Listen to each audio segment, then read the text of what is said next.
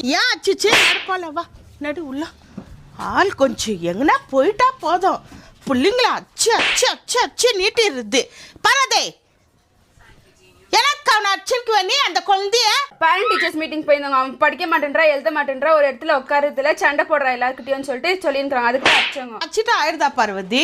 சாயந்தரம்னா பிள்ளைங்கள ஸ்கூல்லேருந்து வந்தோடனே என்ன ஹோம்ஒர்க் கொடுத்தாங்க உட்கார வச்சு அதுங்களுக்கு கை கால் மூஞ்சி காலோ சொல்லிட்டு உக்காந்திக்கின்னு புக்கை எடுத்து பார்த்து நீயும் உக்காரணும், கூட அவனையும் சேர்த்து உட்கார வச்சுக்கணும். 2 பேரும் அப்பா அம்மா உட்கார வச்சுக்கணும், பிள்ளைங்களுக்கு கற்றுக் கொடுக்கணும். நீங்கள் படிச்சுக்கிறீங்க, எங்கள் காலத்துலலாம் நாங்கள் படிக்க வைக்காத எங்கள் பிள்ளைங்கள நாங்கள் டிகிரி படிக்க வைக்கலையா? அந்த மாதிரி நீங்கள் சாயந்தரம்னா உட்கார வைக்கணும் பசங்களை.